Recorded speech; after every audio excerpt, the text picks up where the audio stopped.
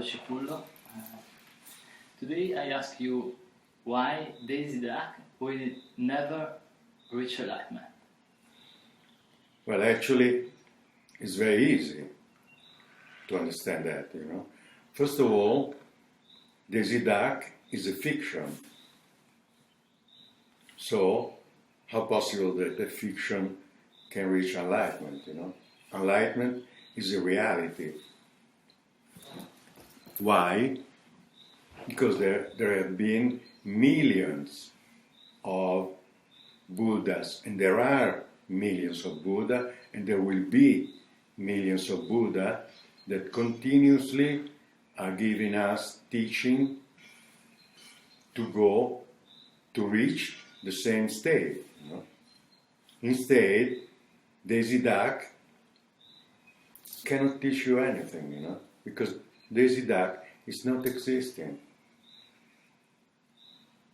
So to follow Daisy Duck is not a path to obtain something. Why? Because Daisy Duck is a fiction. It's all fiction. And from fiction come fiction. From reality come reality. Whether enlightenment is something that you can reach. Why? Because there are millions of Buddha.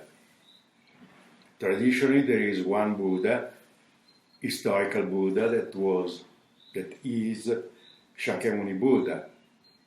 But also, there are many highly enlightened beings that manifest in many different ways, Like, for example, the great Lamas of the past, they passed through the process of dying, they realized the nature of their mind, and then they came back again to help other beings to reach the same stage, So that's why, usually when we talk about enlightenment, we think like enlightenment is something in the sky, something,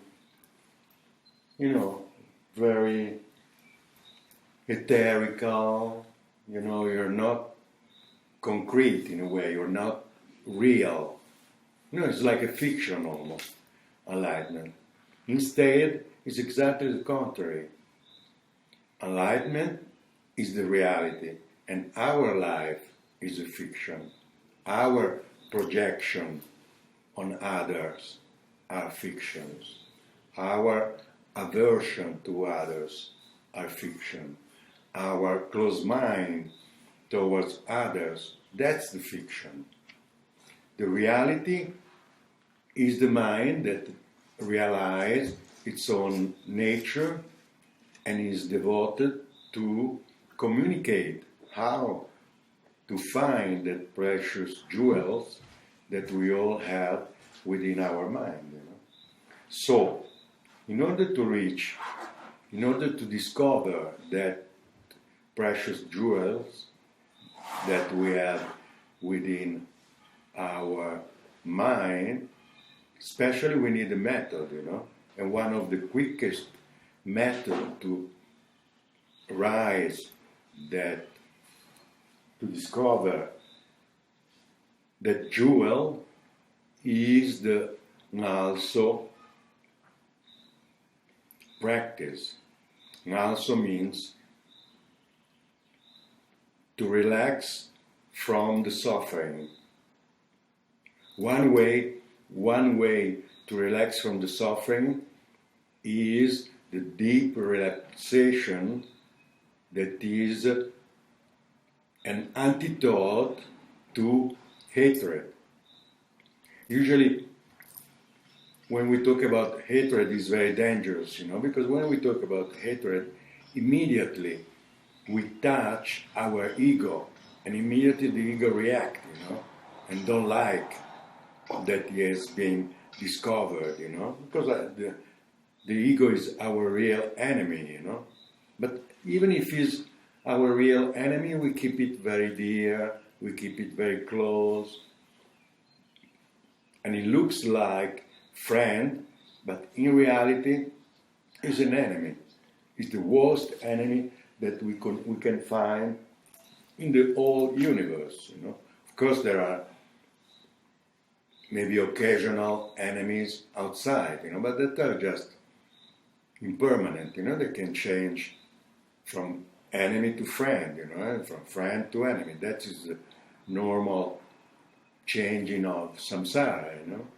But this enemy that we keep very close, our ego, is the real source of all our sufferings, and is the one that we have to defeat, you know.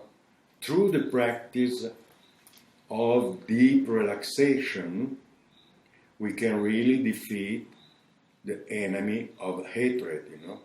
Hatred in reality is like refuting reality, refuting in the negative way, you know, like not accepting reality. You don't want that thing goes that way, and so you push it away, you know, and you think that in that way you have some result, you know. That could be a temporary method, but if you don't solve the problem will come again, you know, in another way, you know. That's the reason why if we don't destroy the seed of hatred within ourselves, there is no way that we can be happy, you know. We can be only frustrated, you know. We will find only frustration. We're looking for happiness, but in the end, we feel frustrated, you know. Why? Because the seed of frustration, that is hatred, that is refuting what we don't like. That's the seed of frustration, you know. I mean, you can refute what you don't like without hatred, you know, just with a clear mind. Oh, this I don't like because it's harmful to what I'm doing. If you do the same thing with hatred, you're just going to harm yourself, you know, for no reason. Nobody's harming you. The real enemy is your hatred that destroys your deep relaxation. So that's why it's very important to realize this deep relaxation. Because once you realize the deep relaxation, it's impossible that hatred can overpower you. Why? Because the truth of deep relaxation is the real winner. Thank you very much. Thank you. Thank you, dear. Have a good time. Make a nice walk in the woods. This is a very nice place. Enjoy. Thank you. Thank you. Thank you, everybody. Thank you. Thank you.